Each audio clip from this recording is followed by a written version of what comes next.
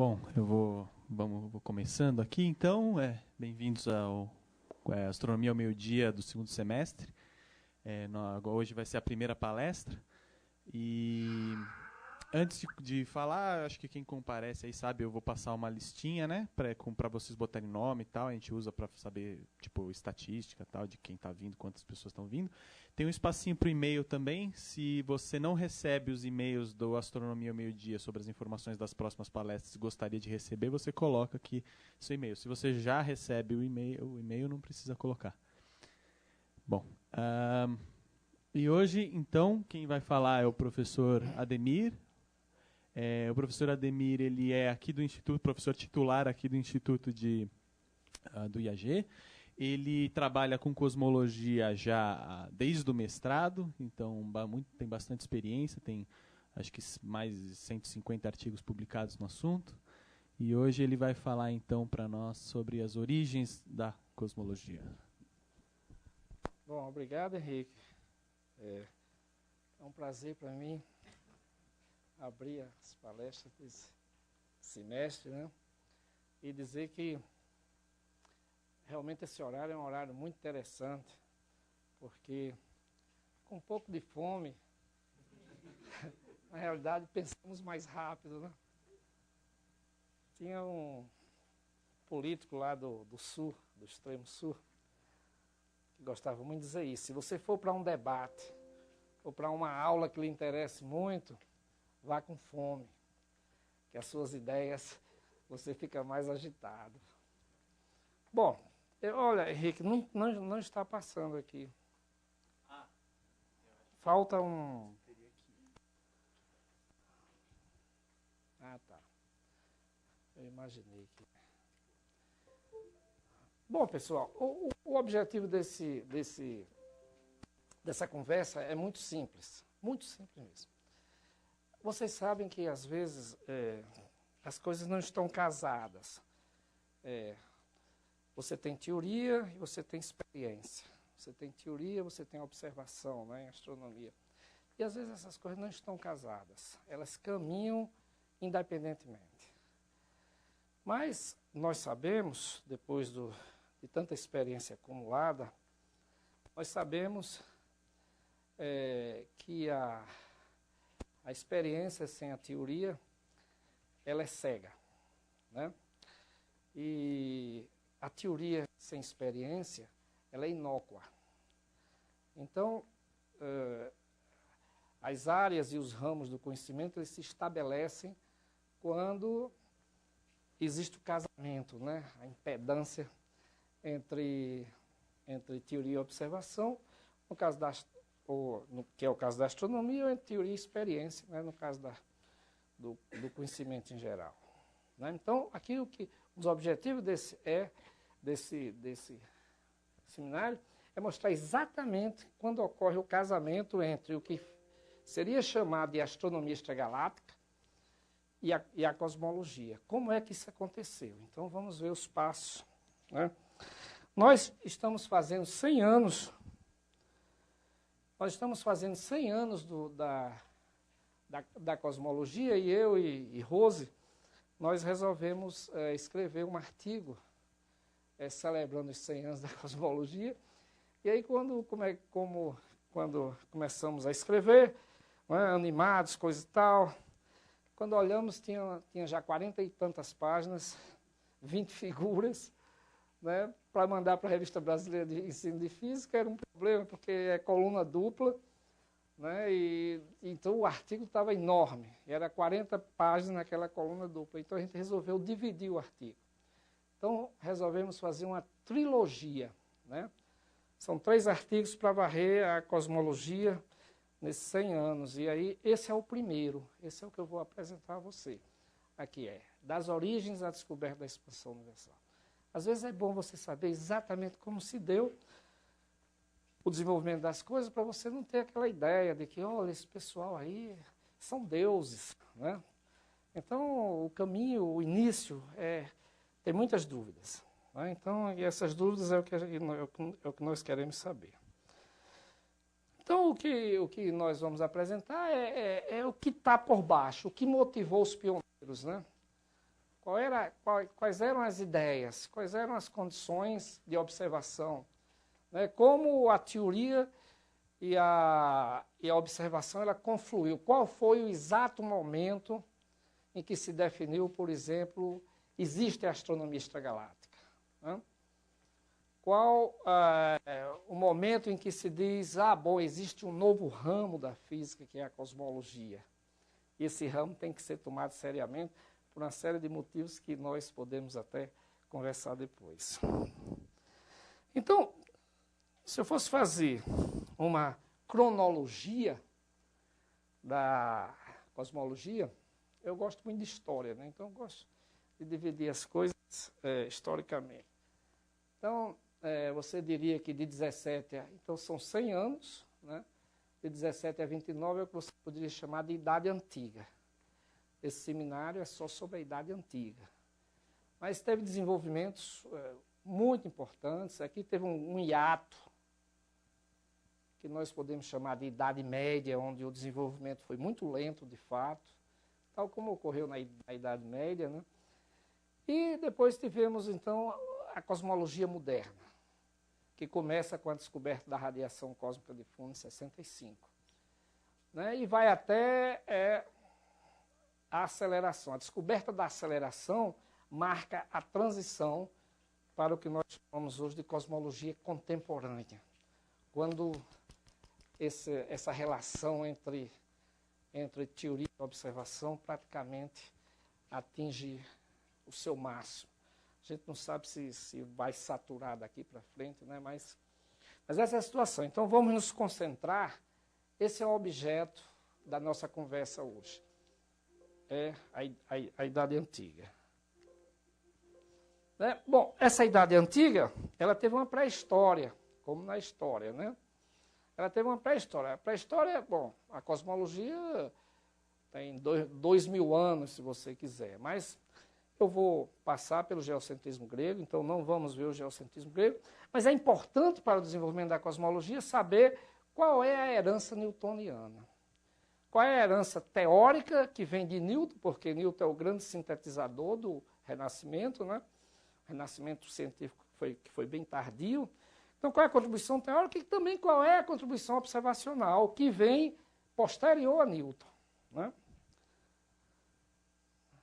Então, sobre o pensamento cosmológico de Newton, nós podemos, isso é uma coisa histórica, né? Existe uma carta que Newton escreveu para o reverendo Bentley. Bentley era um padre que era também um escolástico, né? Um professor.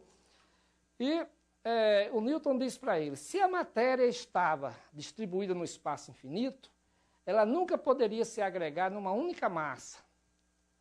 Parte dela se aglutinaria numa massa aqui e outra acolá, de modo a formar um número infinito de grandes massas, espalhadas a grandes distâncias uma das outras, preenchendo todo o espaço infinito.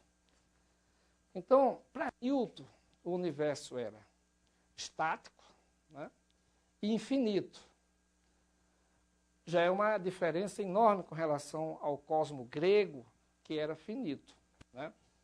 Mas você não tinha mais o éter grego, a quinta essência, o quinto elemento. Por quê? Porque Newton unificou a física do céu e da terra. Newton explicou grande parte do conhecimento da época, desde o movimento dos cometas até as marés, né?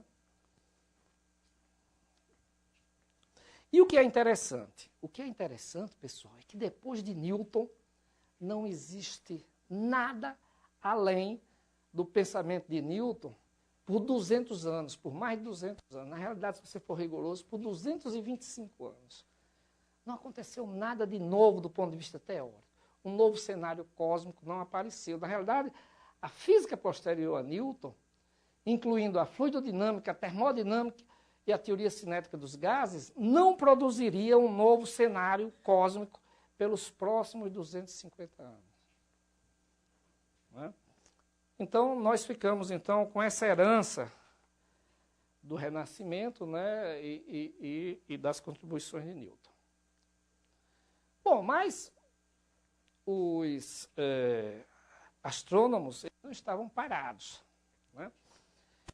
E existia uma coisa que chamava a atenção dos astrônomos, é que tinham uns objetos difusos, alguns observados a olho nu, né, que eles não sabiam o que era, né? Não sabiam se estavam dentro da galáxia, se estavam fora, e como eles não sabiam o que era, aquilo era um negócio difuso, como um boato. Boato também é uma coisa difusa, né? Você não sabe o que é direito. Então, eles tinham aquilo ali e chamaram de nebulosas. Eram as nebulosas. E o astrônomo francês, Charles Messier, fez um catálogo com mais de 100 nebulosas. Esse M aqui é do próprio Charles, do próprio Messier, e ele fez um catálogo com cerca de 100 nebulosas. M31 é a nebulosa de Andrômeda, que é vista a olho nu. É vista a olho nu em certa época do ano, no hemisfério norte, acho que novembro, é vista a olho nu. O Haskell, que veio um pouco depois, apesar de eles terem sido contemporâneos, ele foi considerado o maior construtor de telescópio na virada do século XVIII para o século XIX. Né? Isso aqui é ele no telescópio dele, é uma imagem pintada, né, da época. E ele fez um catálogo já com mais de 1000 nebulosas. Mas foi um filósofo e também um professor de geografia. Kant é uma figura muito interessante, as pessoas deviam ler mais sobre Kant. Kant era um professor de geografia que decidiu estudar filosofia, física e matemática. E ele se interessou pela astronomia também, né? E ele, olhando para as nebulosas, ele disse, não, essas nebulosas são universos ilhas. Na realidade, são formações estelares, como a nossa Via Láctea. Essa conjectura de Kant ficaria em aberto até 1923. Eu acho interessante uma figura como Kant, porque o ser humano é de uma riqueza extraordinária, né? Porque você vê que tudo tem contra-exemplo. Hoje em dia a gente sabe que para você fazer coisas, muitos acham que você tem que viajar direto. Kant nunca saiu da cidade dele. Ele nasceu, viveu e morreu em uma cidadezinha chamada Königsberg. Todo dia ele fazia um passeio matinal. As pessoas acertavam o relógio pelo passeio de Kant. Ele dizia, lá vai Kant, é meio-dia, porque ele era uma pessoa muito sistemática, então ele fazia aquilo de uma forma sistemática. Ele deu grandes contribuições nas várias áreas, inclusive em filosofia, considerado o filósofo moderno mais importante, né? Então, esse problema, essa conjectura de Planck, a gente vai ver como ela foi resolvida. E agora parece que a posição aqui é importante. Então, na realidade, pessoal, até 1923, você tinha duas vertentes que não estavam conectadas. A teoria, Einstein funda a cosmologia teórica, constrói o primeiro modelo relativista, né? De Sitter, no mesmo ano, também obtém uma segunda solução, que também é estática. Robertson depois provaria que só existem duas soluções cosmológicas estáticas das equações de Einstein,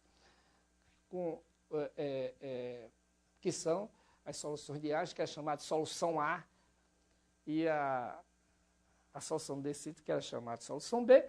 Mas em 1922, então, Friedman prevê a expansão do universo, num artigo de 1922. Mas a observação também estava caminhando. Então, em 1904, por exemplo, a Henrietta Leavitt verificou que existia uma relação entre o período das cefeidas e sua luminosidade. Um pouco depois, Slipper, eu estou falando aqui de estrelas, as cefeidas aqui são estrelas variáveis, tá? E como elas pulsam, então a luminosidade se modifica. E existe, então, o que ela mostrou, que existia uma correlação entre esse período de pulsação e a luminosidade das cefeidas. Em 1912, a partir de 1912, o Slipper, Vesto Slipper, começa a medir desvio, quer dizer, velocidades de nebulosas, aqueles objetos que a gente não conhecia e que Kant achava que eram outros universos, que ele chamou de universos ilhas. Né? E em 1923, Hubble observa cefeidas em Andrômeda, mostrando então que a conjectura de Kant estava correta, né? Que as nebulosas são sistemas estelares, é composto por sistemas estelares. Bom, agora, quando foi que teve o primeiro casamento, o primeiro contato real entre essas duas comunidades? A comunidade de astrônomos que se dedicavam. Essas comunidades eram muito pequenas, hein, pessoal? Muito pequenas na época. Era 4 ou 5. Você reunia ali na mesa do café, né? No mundo inteiro. Então, quando foi que essas duas comunidades tiveram o primeiro contato real? Né? Foi num livro que foi publicado pelo Arthur Eddington, né? Pela Cambridge, você vê o ano aqui também, de 1923. Ele está para publicar esse livro e em 1922 ele contacta o Slipper, né? Ele contacta o Slipper em fevereiro de 1922, ele pede a tabela de velocidades das nebulosas que ele havia medido, né? E o Slipper manda, gentilmente, manda não só as que ele havia publicado, como as que ele não havia publicado ainda, né? Então ele manda cerca de 41 nebulosas, né, com as velocidades determinadas, sendo que 5 delas, quando a velocidade é de aproximação, a gente tem o que a gente chama de blue shift, quando é de afastamento, a gente tem um red shift. Então, são 5 blue shifts que vocês podem observar aqui, ó, 1, 2, 3, 4, 5. São 5 blue shifts e 36 red shifts, ou seja, a preponderância já em 1922 era de afastamento das nebulosas. Mas você não sabia nada sobre distância. Você só sabia qual era o desvio, ou para o vermelho, ou para o azul. Então, você tinha uma dimensão da velocidade, né? Porque a velocidade na aproximação é newtoniana, o parâmetro de redshift é V sobre C. É um parâmetro adimensional, que é a velocidade do objeto sobre a velocidade da luz. Então, você tem, né? Você tem, medir Z é medir a velocidade.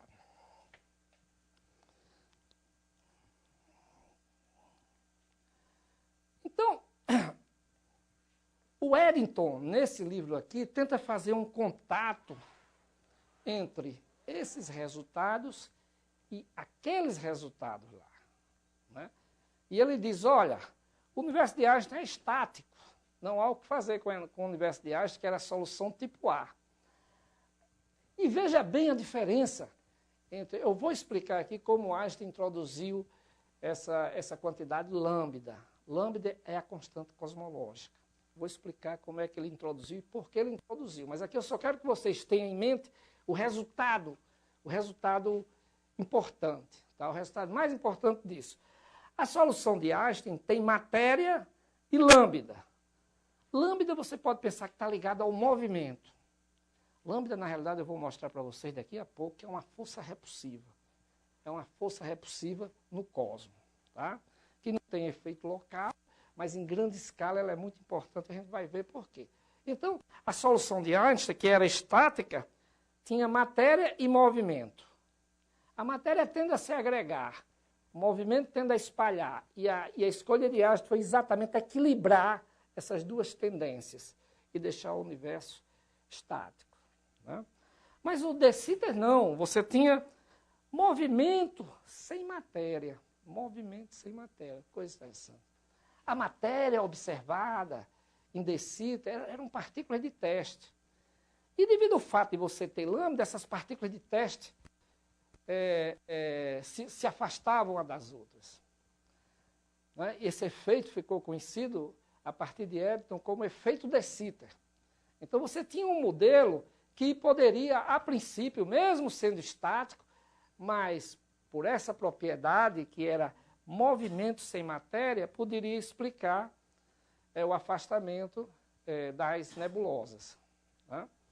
E esse efeito ficou conhecido como efeito De Sitter. Esse é o primeiro contato. Depois a gente vai ver como esse contato se reproduz na literatura.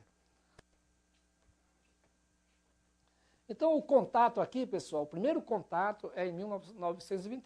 Quer dizer, começa o namoro, então, entre a teoria e a observação. Mas, quais são, de fato, as sementes teóricas da cosmologia? Né? A gente sabe, todo mundo aqui sabe que a física moderna ela já estava em movimento. Né?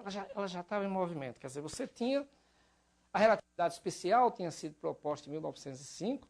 A relatividade especial, a partir dela foi preciso generalizar a mecânica, as leis de Newton para ficarem compatíveis com a relatividade especial, e a eletrodinâmica já era uma teoria relativística.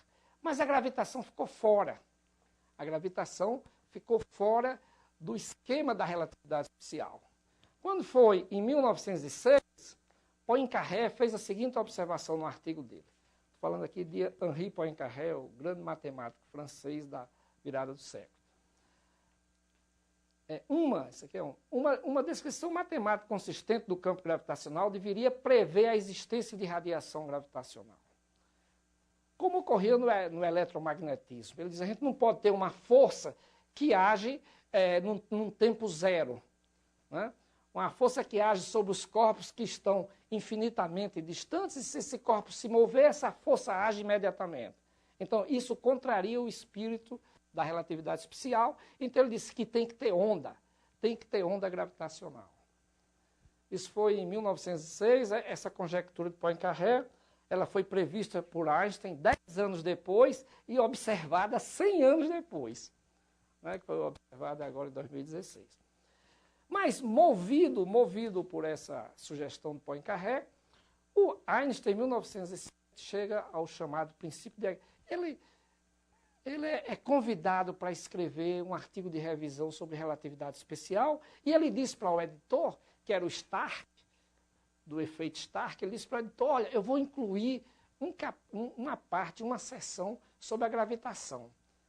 Então, muito provavelmente, motivado por esse artigo de Poincaré, ele começou a pensar em como é que eu vou introduzir na relatividade especial a força gravitacional, o campo gravitacional. Né? Como é que eu vou fazer isso? Então, ele chega ao princípio de equivalência. Ele tem uma ideia que é o seguinte, se eu estiver caindo, eu não sinto o meu peso. Isso é uma coisa que toda criança sabe hoje. E ele chamou isso, aí ele observou o seguinte, então a gravitação é uma espécie de força fictícia. Por quê? Porque você pode escolher um referencial em que ela não existe. Você pode acabar com ela. Um referencial específico. Isso é comportamento de força fictícia. Ele bolou também aquele negócio do elevador de Einstein, que todo mundo sabe, né? Quer dizer, um foguete acelerado pode, de certa maneira, replicar um campo gravitacional. Então ele diz, olha, existe uma equivalência entre efeitos acelerativos e efeitos gravitacionais. E ele diz, para que eu possa entender o que ocorre com a gravitação na relatividade especial, eu tenho que entender a física dos referenciais acelerados. Essa é a conclusão de Einstein. Em 1907, ele tira alguns resultados interessantes e para por 3 anos. 3 ou 4 anos. Quase 4 anos. Ele volta a se debruçar sobre o problema da gravitação em 1911. E aí ele faz uma doideira. Ele gasta 2 anos do que ele chama na terra de ninguém. Porque ele entra na ideia, ele mostra primeiro o desvio gravitacional, usando o princípio de equivalência, ele começa a explorar as consequências do princípio de equivalência. E ele vê que a luz tem o redshift gravitacional quando a luz sai de uma certa altura para outra na presença da gravitação. E ele começa a achar que a velocidade da luz depende do tempo. Então ele embarca na pesquisa de teorias com velocidade da luz variável. E ele começa a achar que a relatividade especial está errada. Porque se a velocidade da luz depende do tempo, então a relatividade especial não vale. E ele começa a dizer para os colegas que a relatividade especial está errada. É isso, na realidade, o que impede que Einstein ganhe o prêmio Nobel com a relatividade especial. Porque ele já era famoso em 1911 pelas contribuições e reconhecido por pessoas como Sommerfeld, como o Planck e outros, né? Mas ele perde de ganhar o prêmio Nobel porque ele começa a dizer que a relatividade especial está errada. Mas aí, o que acontece é o seguinte, ele retoma o caminho certo em 1913. Ele sai desse labirinto das teorias com C variável e ele retoma o caminho certo. A gente sabe que Einstein fala o tempo todo sobre régua e relógio. Os trabalhos do começo do século de Einstein, ele fala muito sobre régua e relógio. Quando eu comecei a estudar os artigos de Einstein, eu achava até que ele era filho de um relojoeiro. Um relojoeiro casado com uma arquiteta, porque ele falava muito, régua, relógio, régua, relógio, régua, relógio. Eu não sabia da história de Einstein, esse cara parece que era filho de um relojoeiro. Mas essas ideias de régua e relógio são tão interessantes que elas dão a maneira mais simples, mais rápida pelo menos, não sei se é a mais simples, mas a mais rápida de você saltar da teoria de Newton para a relatividade geral. E é isso que a gente vai fazer agora. Porque, veja bem, você pode dizer que toda a mecânica newtoniana é baseada em dois absolutos. Um absoluto é o tempo, né? O tempo é o mesmo, o tic-tac é o mesmo para todos os observadores. Então o tempo era absoluto. Para Newton, o tempo e o espaço eram absolutos, né? Então você tem dois absolutos, os comprimentos e os tempos. Mas, em 1908, Minkowski diz, não, pera lá. Com a ideia relativística de que o tempo se comporta como uma coordenada e que pode depender do observador, quem é absoluto não é o tempo separadamente e nem o espaço separadamente. É uma combinação de espaço-tempo, que ele chamou de espaço-tempo da relatividade especial, que é um espaço quadridimensional. Então, o que é absoluto na relatividade especial não é esses dois absolutos aqui, mas é um absoluto só, é o espaço-tempo. É por isso que esse espaço que tem essa medida é chamada de espaço-tempo de Minkowski, em homenagem a Minkowski. Qual foi a reação de Einstein a isso, né? Qual foi a reação de Einstein a isso? Teve um colega de Einstein que assistiu a palestra de Minkowski e depois conversou com Einstein. Einstein, na época, era jovem, era mais jovem do que eu. Então Einstein, os jovens tendem a ser um pouco arrogantes, né? Então, o Einstein chamou aquilo de erudição supérflua. Isso é uma erudição supérflua. Muitos anos depois, ele até se envergonharia de ter falado isso, né? Já mais maduro, e ele chegou a dizer o seguinte: algumas vezes nós fazemos sacrifícios no altar da estupidez. Isso aqui, na realidade, foi uma grande estupidez dele. Ao longo da nossa vida, a gente às vezes faz isso, depois a gente se arrepende, né? Mas, na realidade, o que o Einstein sacou em 2013 é o seguinte, é que na realidade, quando você quer generalizar uma coisa, você tem que saber qual é o ponto central. O que é que você vai usar? A partir de onde você vai apoiar a sua generalização?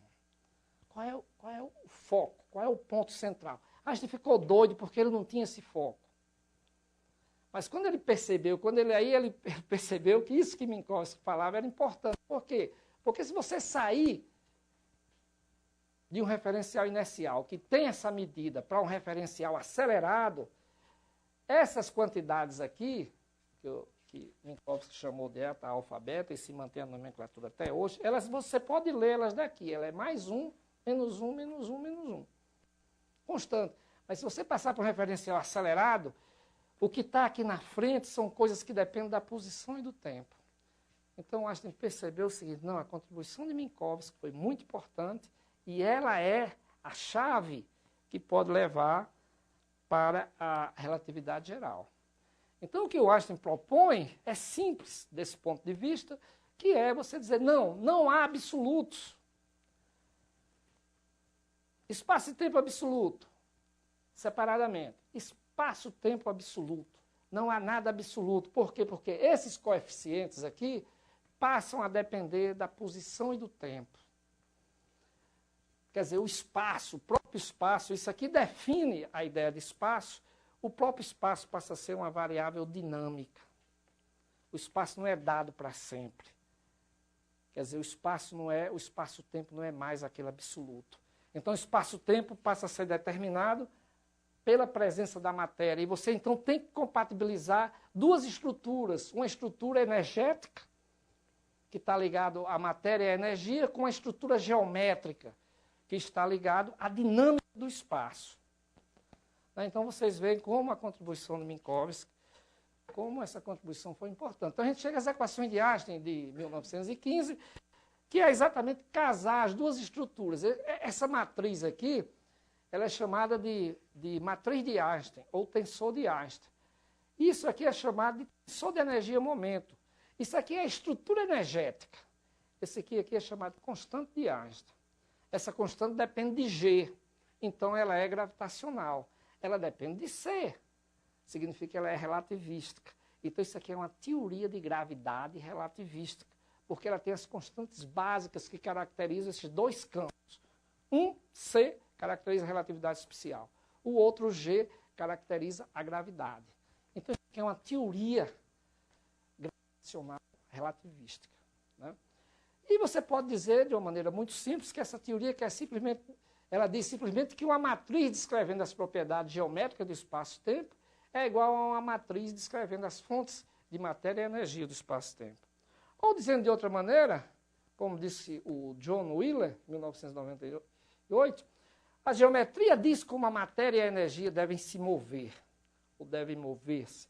E a matéria e a energia diz como a geometria deve se curvar. Então, isso aqui é um compromisso entre duas estruturas. Mas o Einstein ele não perdia tempo.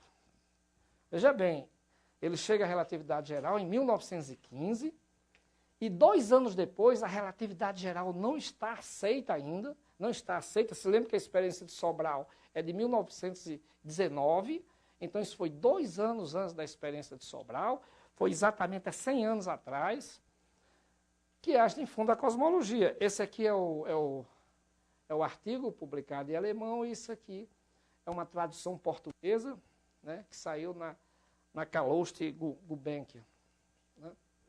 Então, vamos ver como era esse modelo. Como era esse modelo de Einstein, né? Ele faz algumas hipóteses básicas. E uma das hipóteses vai ser muito importante para a cosmologia e tem muitas consequências, né? Então, a primeira é a seguinte: a matéria cósmica vai ser descrita por um fluido perfeito, sem pressão. É pura matéria. Porque, bom, as estrelas estão tão distantes. Naquela época, pessoal, o mundo era a Via Láctea. O mundo era a Via Láctea. Por quê? Porque ninguém sabia se as nebulosas estavam dentro ou fora. Então, o infinito que Newton falava era a Via Láctea. Tá? Então, ninguém sabia nada sobre as dimensões extragalácticas, né? Então, ninguém sabia se existia um mundo extragaláctico. E nem do que ele era formado, né? E ele introduz também o princípio cosmológico, ou seja, ele diz, olha, numa escala muito grande, isso é uma visão hidrodinâmica, pessoal, numa escala muito grande, eu posso aproximar esse fluido, não nessa escala local aqui, né, mas numa escala grande, fazendo médias, né, em escalas, quer dizer, eu tenho uma escala que eu tenho um grande número de partículas aqui, tá, ou de estrelas, né, e as velocidades das estrelas eram pequenas, né? E aí ele diz, ó, numa escala muito grande eu posso aproximar a geometria, que é uma daquelas estruturas, eu preciso de uma estrutura geométrica e de uma estrutura energética. Então, a estrutura energética é o fluido, com sua densidade. E a estrutura geométrica é o princípio cosmológico, é dado pelo princípio cosmológico, a ideia de homogeneidade e isotropia. Se eu olhar nessa direção, é a mesma coisa nessa, na média. Né? Na média. E todos esses volumes são os mesmos, ou seja, tem a mesma densidade. E ele diz também que o universo é finito, e ele estava por quê? Porque ele tinha problema de fronteira. Ele tinha, porque se você tivesse uma distribuição infinita, você tinha problemas de fronteira ligado ao campo gravitacional. Então ele queria evitar esse problema, e ele disse, então, eu quero um universo estático, então ele vai ser finito, o universo vai ter uma certa massa. tá? Porque ele é finito. Mas ele introduziu uma quarta hipótese. Essa hipótese foi necessária devido a essa. Porque ele queria um universo preenchido por matéria estático, mas a matéria tende a colapsar. Para evitar o colapso, ele introduziu uma força repulsiva, que ele chamou de termo cosmológico, que hoje a gente chama de constante cosmológica. Como é que ele introduziu? Aí veja, pessoal, ele cometeu um grande pecado. O Einstein tinha uma frase que ele dizia: o velho Einstein, sempre seguindo as suas conveniências, muda hoje o que disse ontem. Então, sempre mudando. Ele tinha posto, pessoal, umas equações para descrever o campo gravitacional, que era isso igual a isso. Agora, porque ele quer o universo estático, ele introduziu as equações antigas. Ele vai ter que introduzir esse termo lambda aqui. E como ele justifica lambda, ele diz, bom, na aproximação de campo fraco, você tem o lambda dá uma correção à equação de Poisson. E aí você pode integrar isso. Você acha que o campo φ tem o termo usual de força gravitacional, né, o potencial gravitacional, mais um termo que é proporcional ao quadrado da distância. Quando você calcula o gradiente de φ, que é o que vai dar a força por unidade de massa, então você tem a força gravitacional mais um termo que é repulsivo. Esse sinal aqui é diferente desse. Esse sinal aqui é uma força atrativa, enquanto esse aqui dá uma força repulsiva. Então, a situação é essa aqui, ó. A matéria, que é representada por esses pontinhos, tenderia a se agregar, mas lambda contrabalança esse efeito de agregação e lhe dá um universo estático. É interessante que ele escreve para Ehrenfest. Ehrenfest era muito amigo dele, né? É o Paul Ehrenfest, um grande estatístico. E ele diz, isso na véspera dele mandar o artigo de cosmologia para a revista. Fiz uma coisa no que se refere à gravitação que, de algum modo, me expõe ao perigo de ser internado num hospital de malucos. Isso está lá no Abraham Paz, em Sutil ao Senhor. Porque eu acho que admitir que não tinha muita razão para lambda. A razão era, até esteticamente, ele disse que não tinha razão, dentro da gravitação conhecida, de introduzir lambda. Bom, mas você precisa da estrutura geométrica. Aquilo a gente está falando sobre a estrutura energética. Você precisa de contrabalançar para a estrutura geométrica. Então, o que é que diz o princípio cosmológico, que é a base da... Tem um teorema na geometria diferencial que diz o seguinte: se o espaço for homogêneo e isotrópico, só tem 3 tipos de espaços que são compatíveis com essa propriedade geométrica de homogeneidade com curvatura positiva, um com curvatura negativa e o espaço plano. O espaço euclidiano, ele é homogêneo e isotrópico. O espaço euclidiano de 3 dimensões, que aqui, por razões óbvias, eu estou representando em 2 apenas. E nessas condições de homogeneidade e isotropia, a métrica é dada por isso aqui.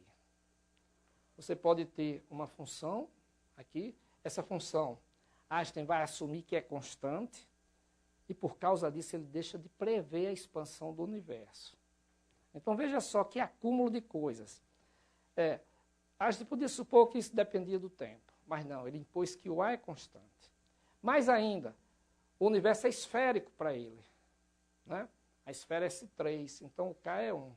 Então ele assume que o K é 1 e que esse A é constante e compatibiliza. Bom, e o tempo para ele, o tempo é homogêneo. É só o dt2 que você, como na relatividade especial, que você vai adicionar isso para formar a geometria do espaço-tempo. Então você tem a geometria do espaço-tempo e aqui eu vou fazer o seguinte. No lugar de eu mostrar o resultado de Einstein, depois o de Friedman é mais geral e eu vou mostrar como o de Einstein é obtido como um caso particular. Tá certo? Então vamos pegar a formulação geral, onde o A é uma função do tempo e eu tenho o termo cosmológico, o A depende do tempo, A ponto é a derivada, A2 ponto é a derivada segunda, A ponto é a derivada primeira. Então essas são as equações cosmológicas baseado no conceito de homogeneidade e isotropia e admitindo que a expansão possa existir. Note que você tem duas equações, mas você tem 3 variáveis e 2 parâmetros, que é K e lambda.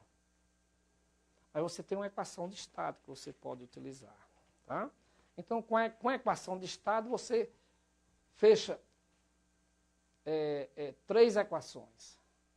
Tá? Você fecha 3 equações que você tem essas 3 variáveis. Esses parâmetros, por exemplo, o K você determina. Você tem que dizer se o seu espaço-tempo é aberto, fechado ou plano. Tá? E você tem uma relação, então, com lambda. Lambda era uma constante arbitrária, não se sabia quem era lambda. Então, veja, quais foram as escolhas? As escolhas de Einstein, que é a primeira que ele funda a cosmologia, não tem pressão, esse termo é zero. A ponto e a 2 pontos é zero, porque o universo é estático, então você não tem esse termo, não tem esse, não tem esse. Lambda é diferente de zero e K é mais 1. Isso é um maná, pessoal, isso é um maná, porque a equação fica extremamente simples. Ficam 2 equações que essas hipóteses de Einstein parece que ela queria resolver o problema de uma maneira trivial. Então você resolve, porque você mata isso, mata isso, mata isso, e o K é 1. E você vê que isso dá o valor de lambda como sendo o inverso do raio quadrado do universo. Né? Direto. A equação, no caso de Einstein, essa equação segunda já define lambda. É o inverso do raio. E tem mais, você explica até porque ele tinha que escolher K igual a mais 1. Porque K igual a 0 não dava solução, e K igual a menos 1 dava um lambda negativo, que é incompatível com essa solução, com essa equação. Então, a visão mais geral de Friedman explica até as escolhas de Einstein. E o que foi que Friedman fez? Né? Friedman fez 2 soluções, uma em 22 e a outra em 24. E todas as duas ele escolhe. Em 22 ele escolhe P igual a 0, como Einstein, e K igual a mais 1, como Einstein também. Mas há ponto diferente de 0. E ele obtém soluções para lambda igual a 0 e lambda diferente de 0. Ele mostra que tem soluções expansionistas para os 2 casos, tanto para lambda igual a 0 quanto para lambda diferente de 0. E, finalmente, Einstein, depois de já ter abjurado a constante cosmológica, a gente vai ver isso em minutos, ele ainda obtém uma solução que ele teve junto com um colega de Sitter, em que ele faz P igual a 0, K igual a 0, novamente é a solução expansionista mais simples. E ele faz lambda igual a 0 porque ele tinha abjurado a constante cosmológica. Então, pessoal, isso aqui é o trabalho de Friedman, de 1922, foi publicado na Zeitschrift for Physik, uma revista alemã. Esse aqui é o de 22 e esse aqui é o de 24. E ele tem soluções para os 2 casos, com lambda e sem lambda. E o Einstein não gostou da solução de Friedman. O Einstein escreveu um artigo explicando que a solução de Friedman estava errada. E o artigo é esse aí. Esse é o artigo.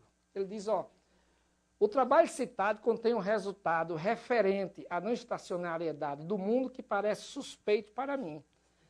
E ele diz que de rho dt é 0. Ele usa 2 condições simples, que eu não vou me deter aqui, porque esse trabalho está errado. Então, não vou me deter aqui. E ele conclui que de rho dt é 0. Vocês não acreditam. Einstein errou a equação da continuidade. A equação da continuidade, quando você tem expansão, ela é de rho dt, mas divergente de rho v, igual a 0. E ele cortou o divergente de rho v, então ele ficou com de rho dt igual a 0. Evidentemente. E Friedman começou a puxar os cabelos em São Petersburgo, porque Friedman sabia que estava certo. Einstein tinha acabado de ganhar o prêmio Nobel e não parava em casa.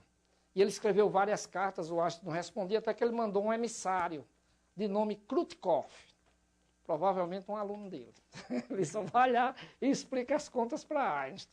E o Krutkov ficou esperando o Friedman chegar. Bom, naquela época já era 1925, tinha acontecido a Revolução Bolchevique, então o Krutkov devia estar sendo pago pelo ouro de Moscou. Então ficou pago lá em frente à casa de Einstein, esperando o regresso de Einstein, porque Einstein foi para o Japão, foi não sei para onde, até que Einstein chegou e ele fez as contas com Einstein e mostrou que o Einstein estava errado. Né? Agora aqui eu vou mostrar só uma outra coisa, peraí, eu acho que eu pulei. Não, é isso mesmo. Em 23, pessoal, em 23, Agora as coisas vão começar a se juntar. Olha só, isso aqui é um cartão postal de Einstein para Weyl, Hermann Weyl, o grande Hermann Weyl. Mandado, olha ali, aquela data importante, pense, 26 de 5 de 1923. 26 de maio de 1923. Então, isso aqui é um cartão de Einstein, aqui, no dia 26 de maio de 1923, para quem? Para Hermann Weyl, que escreveu um livro famoso, Space, Time and Matter. Né? E o Einstein manda esse cartão dizendo o seguinte: se não existe um mundo mais estático, então mandemos embora o termo cosmológico. Ele diz assim, privado, Hermann Weyl. Tá? Mas o que é que ele faz uma semana depois? Uma semana depois, chega na mesma revista que Friedman havia publicado, que ele havia criticado, chega o reconhecimento de Einstein que o que ele falou estava errado. Então, ele diz aqui explicitamente, numa nota anterior, eu critiquei o citado trabalho. Minha objeção se revelou, contudo, como Mr. Krutikoff, em pessoa, e uma carta de Mr. Friedman me convenceram de um erro de cálculo. É assim que faz uma grande pessoa. Quando erra, reconhece rapidamente. Quando mostra que está errado, reconhece rapidamente que está errado. Diga. Era muito fácil escrever artigo antigamente, né? Sim. E ele disse, eu estou convencido que os resultados de Mr. Friedman são ambos corretos e esclarecedores. Né? Elas mostram que em adição às soluções estáticas para as equações de campo, existem soluções que variam com o tempo, com a estrutura espacialmente simétrica, que significa o quê? Que obedece ao princípio cosmológico, homogeneidade e isotropia. Então, essas são as três soluções, né, incluindo a solução de Einstein, né, são os três modelos expansionistas. E o que é que isso quer dizer? Quer dizer que você tem uma expansão.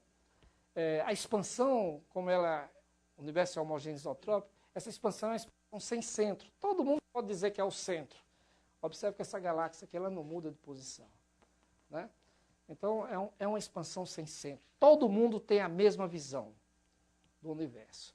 Mas como era que aconteciam as coisas no lado observacional? Bom, no lado observacional, em 1920, olha pessoal, 3 anos depois do trabalho de Einstein, mas antes de Friedman, ocorreu o grande debate sobre a escala do universo. O debate foi organizado e era um debate entre o Harlow Shapley e o Kurtz, que eram de 2 observatórios diferentes e tinham 2 visões a respeito do tamanho da Via Láctea e se as nebulosas estavam dentro ou fora. Na visão de Shapley, né, você tinha a Via Láctea teria um diâmetro de 300 mil anos-luz e, portanto, as nebulosas estariam dentro da Via Láctea. Então, não existiriam os universos de Kant. Enquanto que Herbert Kurtz achava o contrário. Né? As medidas deles indicavam que o diâmetro da Via Láctea era 10 vezes menor e que as nebulosas espirais estariam fora. Mas esse debate ele ficou inconclusivo. Né? Você não tinha... os métodos que eles usaram para medir não eram métodos que fossem realmente confiáveis. Então, o resultado do debate, em 1920, 3 anos depois de Einstein ter fundado a cosmologia, o debate era inconclusivo, apesar de você ter velocidade das nebulosas, mas você não tinha distância. Tá? Mas aí vem Hubble, porque em 1917, quando Einstein manda o artigo dele para a revista, ocorre uma outra coisa do lado de cá também. Os Estados Unidos, que é a inauguração, a primeira luz do telescópio Hooker, que era o maior telescópio da época, né? E que ficou sendo o maior telescópio, o mamute da época, até 1949. Então, de posse desse telescópio, Hubble, que estava interessado na questão das nebulosas, mostra, né, que existem cefeidas. Então, o telescópio Hooker resolve a nebulosa e, por exemplo, para Andrômeda, né, ele descobre cefeidas, várias cefeidas em Andrômeda. Isso aqui é a cefeida que ele descobriu, ele põe até a data, ó. VAR quer dizer variable, variável. É uma estrela variável que ele identificou uma cefeida, isso aqui é a curva de luz dela. Né? e que em 6 de outubro de 1923 ele acha Cefeidas, e ele resolve a conjectura de Kant. A conjectura de Kant está resolvido. Andrômeda tem estrelas. É formado por estrelas, né? E essa é a primeira variável Cefeida que Hubble encontrou em Andrômeda, quer dizer, fora de nossa galáxia. Porque depois ele mede a distância, né? Ele manda imediatamente uma carta para Shapley, porque Shapley, no grande debate, tinha falado o seguinte: nós devemos usar Cefeidas para medir essas distâncias. Foi uma sugestão dele, baseada no trabalho de Henrietta Leavitt. Então o Hubble escreve para ele: você se interessará em ouvir que encontrei uma variável Cefeida em Andrômeda. A curva, mesmo grosseira em anexo, mostra as características de uma Cefeida. A distância é acima de 300 mil parsecs. Então estava fora da Via Láctea. Ele só vai publicar os resultados bem depois. Isso aqui é Hubble no Hooker. Depois ele descobre mais um conjunto de Cefeidas lá. Acho que 12 Cefeidas, né? E aí ele obtém a distância, usando as Cefeidas como vela padrão, sabe a luminosidade absoluta da Cefeida, ele mede aqui a luminosidade aparente, então ele tem a distância. Então ele funda o que a gente pode chamar de astronomia extragaláctica. A astronomia extragaláctica é fundada nessa época. Então a ambiguidade que existia no grande debate é resolvida por Hubble. E depois vem a descoberta da expansão universal, dois minutos só. Depois vem a descoberta da expansão universal. Esse é o conjunto de nebulosas que o Hubble utilizou. Então você tem esse conjunto. Quando ele faz esse gráfico, então ele diz, olha, existe uma correlação aqui entre a velocidade e a distância, e isso passa a ser conhecido como a lei de Hubble. E você vê que existe aqui, ó, pontinhos que no artigo original é preto, aqui está em azul, né? Isso aqui é um trabalho feito em cima do gráfico original de Hubble, mas é o mesmo gráfico. Esses pontinhos pretos são distâncias que ele mediu, enquanto que esses pontinhos verdes é uma binagem, é resultado de uma binagem. Você tinha várias nebulosas ali e ele dá qual é a distância e a velocidade média. Esse trabalho de Hubble comprova a expansão do universo, né, e já traz um problema para a cosmologia, porque esse H0, que depois ficou conhecido como constante de Hubble, tem a dimensão de tempo a menos 1 e dá uma escala de tempo para a evolução do universo. Essa escala de tempo é muito baixa, é menor do que a idade da Terra. Isso ficou conhecido como Pio, o problema da idade do universo. O Pio é lá em Natal, né? É o problema da idade do universo, né? Mas o H0 hoje, veja bem, as medidas mais recentes, utilizando o Planck, dá um H0 da ordem de 70 km por segundo. Como a idade é inversamente proporcional a H0, então isso aumenta a idade do universo, e o problema da idade do universo hoje é um problema resolvido. Agora, pessoal, tem uns contributos que isso é para finalizar, tem uns contributos que ficaram transparentes na literatura. São os contributos de um belga chamado Georges Lemaitre. Georges Lemaitre, que era um cosmólogo, né, já falecido, claro, ele publica um artigo fantástico numa revista chamada Anais da Academia de Ciência de Bruxelas. E ele publica em francês. Olha, ninguém lê os Anais da Academia de Ciência de Bruxelas. E ele publicou em francês, que na época já era uma, digamos assim, era uma língua menos cientificamente, menos. E ele mostra alguns resultados notáveis. Esse artigo, o Eddington, quando tomou conhecimento, em 1930, Eddington tomou conhecimento desse artigo, porque tinha uma conexão forte entre Eddington e Lemaitre, e quando o Eddington toma conhecimento desse artigo, diz, olha, faça uma tradução desse artigo rápido. E o artigo sai em inglês, na Monthly Notes, né? E aí ele passa a ser conhecido naquela comunidade de 15 pessoas da época que fazia cosmologia e astronomia extragaláctica. Então ele deduz coisas fantásticas. Por exemplo, ele mostra que existe uma relação direta entre o comprimento de onda e o fator de escala, mostrando que o quê? Que o redshift é uma consequência da expansão do universo. Então ele acha o fator de escala como uma função do redshift. E E dessa relação, fazendo uma expansão de baixos redshifts, ele obtém a relação de Hubble. Então, a relação de Hubble, na realidade, os dados de Hubble são de muito baixo redshift, e a teoria do universo em expansão mostra que em baixos redshift você tem a relação de Hubble. Em altos redshifts, não, mas em baixos redshifts, vale. Bom, pessoal, então, só para finalizar, então vamos ver quais foram as grandes contribuições, só para rever de novo. Então, do ponto de vista observacional, então a gente tem a astronomia extragaláctica, você tem as contribuições de Henrietta Leavitt, do Slipper, que mediu velocidade nebulosas, o Shapley e o Kurtz, cuja ambiguidade do grande debate não foi resolvida, e, finalmente, o Hubble, que deu contribuições fantásticas. Até hoje eu não sei porque o Hubble não ganhou o prêmio Nobel, mas ele descobre Cefeiras em M31, né? Ele então, resolve a ambiguidade lá do grande debate, porque ele mede a distância até Andrômeda, e ele acha a expansão do universo, né? Medindo distância e velocidade de uma grande não, era 20 amor, 22 galáxias, 22 nebulosas na época, né? Então, pessoal, e na cosmologia nós tivemos, então, os contributos de Einstein, de De Sitter, né, modelo estático com lambda e rho, de De Sitter, o modelo estático sem matéria, com lambda, mas que tinha o efeito De Sitter, depois se verificou que não precisa disso, é o modelo de Friedman que explica, é o que foi demonstrado por Lemaitre, fazendo a correlação entre a dinâmica do espaço, a trajetória da luz e o desvio para o vermelho. Ele mostra isso. E, finalmente, Hubble, que obteve a expansão. Então, só os comentários finais, eu vou apresentar aqui as conclusões. Einstein funda a cosmologia teórica. O modelo estático dele hoje só tem interesse histórico. Friedman previu a expansão do universo. Hubble confirma a conjectura de Kant, funda a astronomia extragaláctica e descobre a expansão do universo. Einstein deixou de fazer uma previsão brilhante. Einstein, que era uma pessoa acostumada a fazer previsões, deixou de prever a expansão do universo e ainda foi contra quando o Friedman obteve o modelo expansionista.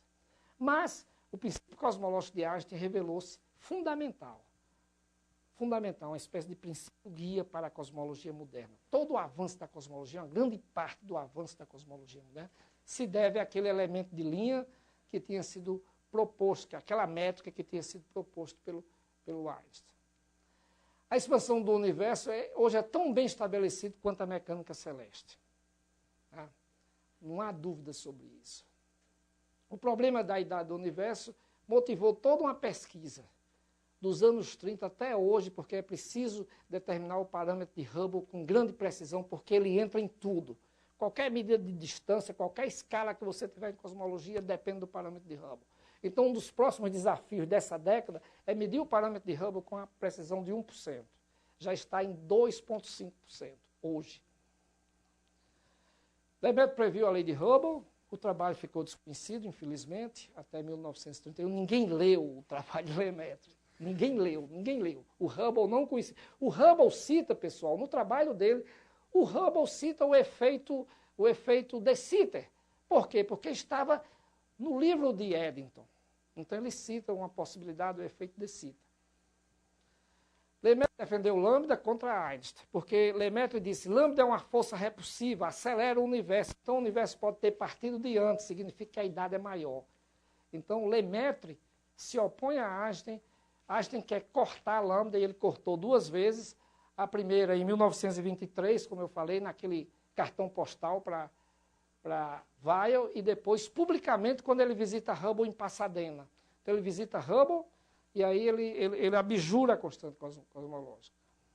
Então, pessoal, a partir dessa data, a cosmologia, a partir de 29, tinha um namoro que começa em 23, mas eles se casam, né, cosmologia relativa e astronomia extragaláctica, e nunca mais se separam desde 1929. Então, pessoal, era isso. Muito obrigado pela atenção de vocês.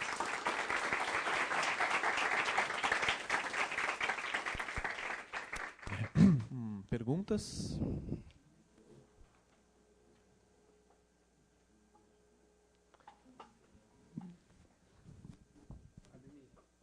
Só uma curiosidade naquele gráfico que você mostra na determinação da constante de Hubble, né, do redshift, você mostra um outro ajuste, e esse ajuste, ele teve um valor mais aproximado com o valor moderno, usando a binagem, ou não? Ou... Não, o problema não é só a binagem, é que ele usou um tipo de cefeida errada. Sim, isso eu sei. Depois houve Depois teve todo um trabalho, né? Depois, por exemplo, é claro que o H0 é menor para a curva de baixo, mas a diferença é pouca. Um é 526 e o outro é 513. Entendeu? Mas o fato é o seguinte, Hubble teve vários erros, por isso que existe uma calibração da escala de distância que toma a década de 30 e 40. Só no início dos anos 50 é que Walter Baade, já com Alan Sandage, que foi o sucessor de Hubble, né? Inclusive foi para o Monte Palomar, né? Então, e ele trabalhou no Hooker também, junto com Hubble, quando ele era pós-doc, o Alan Sandage, né? Então, tinha um problema de você usar, digamos, as cefeidas corretas, porque tem mais de um tipo de cefeida com as propriedades distintas. Hubble não fez. Mas mesmo assim, para qualquer tipo de cefeida, a distância é maior do que o tamanho da Via Láctea. Então, agora, é muita coragem você passar uma reta ali, viu? Você vê que você tem um espalhamento.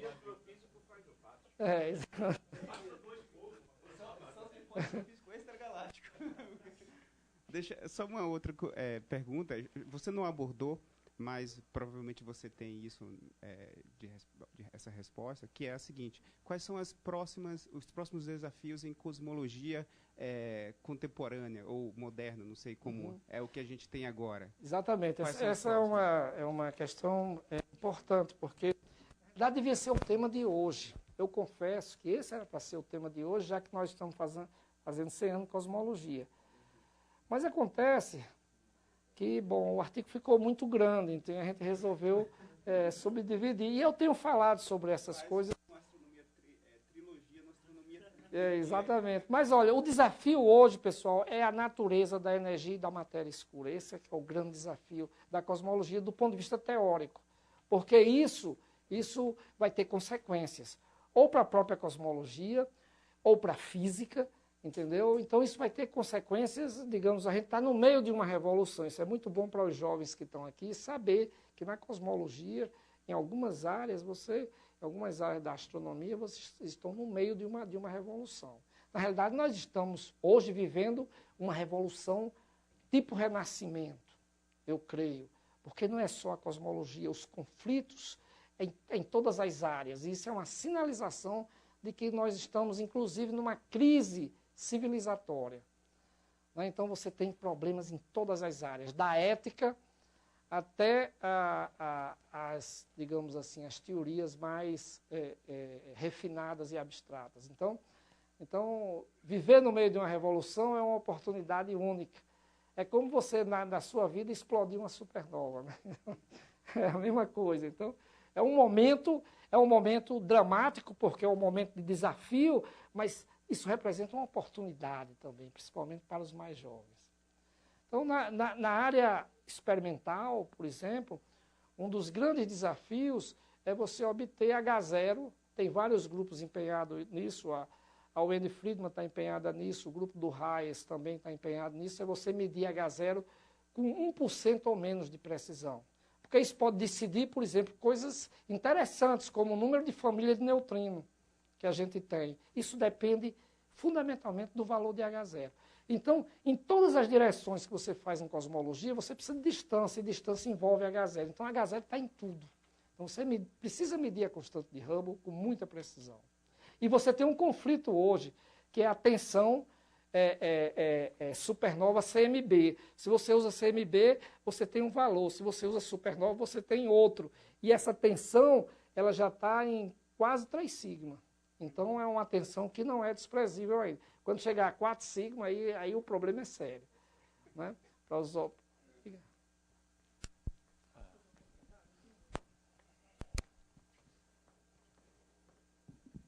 Oi, Ademir. Adorei sua palestrinha, mas eu queria comentar 2 coisas. A primeira é que é o seguinte: essa estimativa que o Hubble faz da distância de uma, né, nebulosa, no caso foi Andrômeda, a justificativa era que um objeto a essa distância não podia estar numa configuração estável.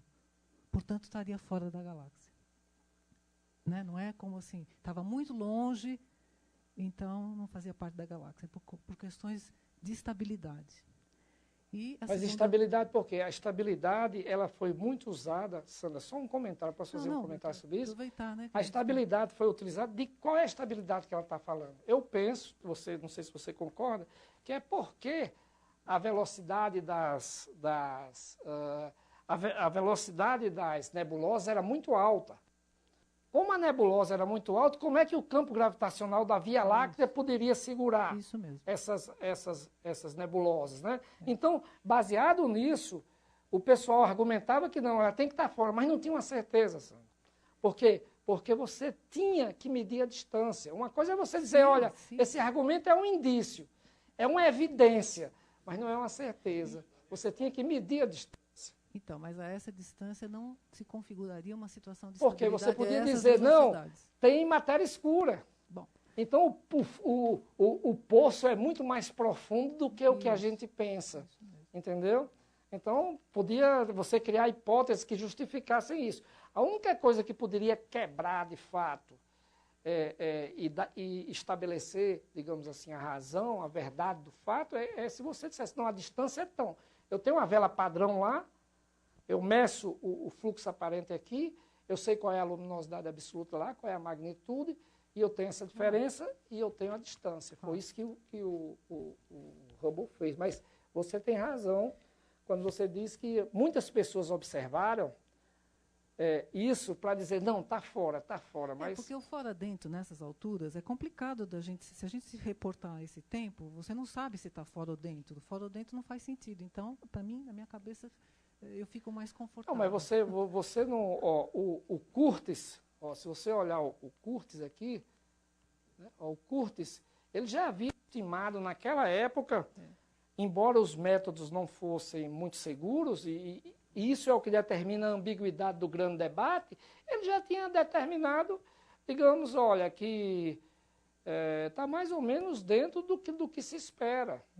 Então, quando você acha 700 mil parsecs, você está fora. A segunda comentário que eu queria fazer, Ademir, é assim, o Newton deve ter passado muita fome, né? Quem? Pelo que você comentou no início do seminário, o Newton deve ter passado muita fome, porque ele pensou muito, né? Sim. Não é o caso, né? Bom, vamos agradecer ao professor mais uma vez. Não, tem um Júlio ali, não queria fazer.